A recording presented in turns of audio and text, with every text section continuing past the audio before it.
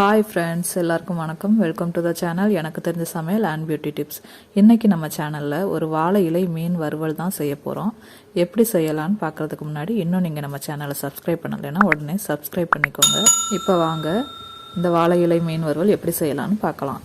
நான் இப்போ அயிலை மீன் வாங்கி நல்லா கழுவி இந்த மாதிரி 2 பக்கமும் நல்லா கீறி விட்டுருக்கேன். அதில் கொஞ்சம் மஞ்சள் பொடி, உப்பு, வத்தல் பொடி போட்டு விரவி வச்சுருக்கேன். அதில் சின்ன வெங்காயம், ஜீரகம், நல்ல மிளகு 3ஐயும் அரைச்சி அதையும் கொஞ்சம் பேஸ்ட்டாக எடுத்துருக்கேன். இதையும் அதோடு சேர்த்துட்டு ஒரு 1/2 ஸ்பூன் கார்ன்ஃப்ளவர் மாவு, 1/2 ஸ்பூன் பச்சரிசி மாவு எடுத்திருக்கேன். இது எல்லாத்தையும் நல்லா மிக்ஸ் பண்ணி ஒரு 1/2 மணி நேரம் ஊற வச்சுருவேன். ஊற வச்சுட்டு என்ன செய்கிறேன்னு பார்க்கலாம். நான் இப்போ பொரிக்கிறதுக்கு மீன் விரைய வச்சுருந்தேன். அது 1/2 மணி நேரம் ஆயிட்டு. இப்போ இதை பொரித்து எடுத்துக்கிடலாம்.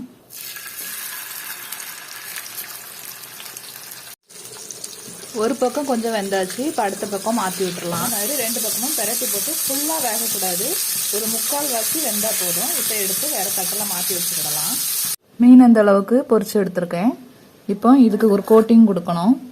இந்த மாதிரி பெரிய வெங்காயத்தை ரொம்ப பொடி பொடியாக வெட்டி வச்சுருக்கேன். அது கூடவே 2 பச்சை மிளகாவும் வெட்டி வச்சுருக்கேன். கொஞ்சமாக கருவேப்பிலை எடுத்திருக்கேன். இது கூடவே 1 ஸ்பூன் வத்தல் பொடி எடுத்திருக்கேன். தேவையான அளவு உப்பு எடுத்திருக்கேன். ஒரு 1/2 ஸ்பூன் மஞ்சள் பொடி எடுத்திருக்கேன். 1 ஸ்பூன் மல்லிப்பொடி எடுத்திருக்கேன். நான் பொரிச்சு வச்சிருக்க மீனில் உப்பு, காரம் எல்லாமே எப்பவும் நம்ம பொரிக்கிறதுக்கு யூஸ் பண்ணுறத விட கொஞ்சம் கம்மியாக தான் யூஸ் பண்ணியிருக்கேன். ஏன்னா இந்த மசாலாலாம் சேர்க்கும் போது இதுலேயும் காரம் இருக்கும். அதனால நம்ம இப்போ இது எல்லாத்தையும் நல்லா கையை வச்சு நல்லா பிசைஞ்சு கொடுத்துக்கிடலாம். அந்த உள்ளியெல்லாம் கையை வச்சு நல்லா நசுக்கி கொடுக்கணும்.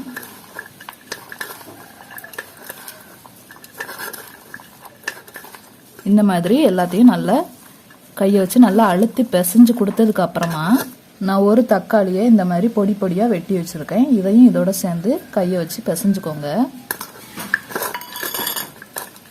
இந்த மாதிரி எல்லாத்தையும் கையை வச்சு நல்லா பிசைஞ்சு விட்டுக்கோங்க. இப்போ நான் வாழை இலை எடுத்திருக்கேன். இந்த மாதிரி துண்டாக கட் பண்ணி இதை தீயில வாட்டி எடுத்திருக்கேன். இதில் இப்போ நம்ம பிசைஞ்சு வச்ச அந்த வெங்காயம், தக்காளி எல்லாத்தையும் கொஞ்சம் வச்சுக்கலாம். இந்த மாதிரி வச்சுட்டு பொரிச்ச மீனில் ஒரு மீன் எடுத்து இதில் வச்சுருங்க. இப்போ இது மேலேயும் கொஞ்சம் வெங்காயம்லாம் வச்சுக்கோங்க. இப்போ இந்த மாதிரி வச்சுட்டு இலையை நல்லா சுற்றி விட்டுருங்க. நல்லா 4 பக்கமும் மடக்கிட்டு ஒரு நூலை வச்சு கட்டிடலாம். இந்த மாதிரி எல்லா மீனையும் இலையில வச்சு கட்டி வச்சிடலாம்.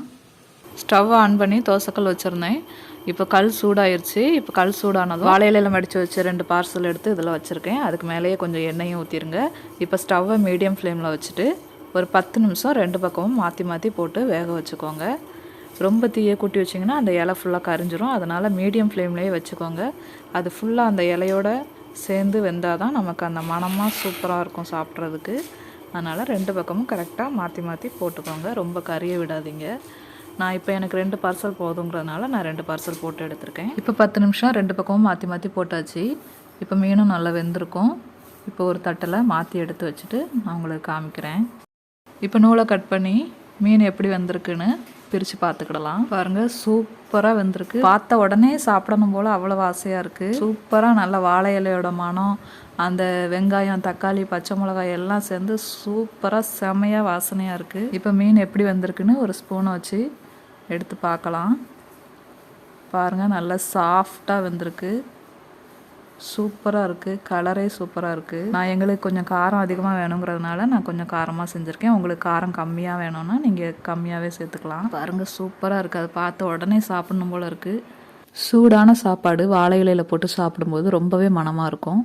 அதே மாதிரி இந்த வாழை இலையில் மீன் வறுவல் செஞ்சு சாப்பிட்றதுக்கும் ரொம்பவே அட்டகாசமாக இருக்கும். நீங்கள் இந்த மாதிரி மீன் வறுவல் வாழை இலையில் செஞ்சு பாருங்கள். இந்த வாழை இலை மீன் வறுவல் ஒயிட் ரைஸு, ரசம், சாம்பார், மோர் எது கூட வேணால் வச்சு சாப்பிட்லாம். ரொம்பவே சூப்பராக இருக்கும். இன்றைக்கி நாங்கள் பழைய சாதத்தோடு தான் இதை வச்சு சாப்பிட போகிறோம். நீங்கள் எப்பவும் சாப்பிட்றதோட இந்த வாழை இலை மீன் வறுவல் வச்சு சாப்பிடும்போது கொஞ்சம் அதிகமாகவே நீங்கள் சாப்பிடுவீங்க.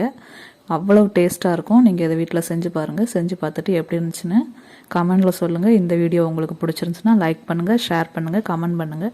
இன்னும் நீங்கள் நம்ம சேனலை சப்ஸ்கிரைப் பண்ணலைன்னா உடனே சப்ஸ்கிரைப் பண்ணிக்கோங்க ஃப்ரெண்ட்ஸ். Okay, bye friends.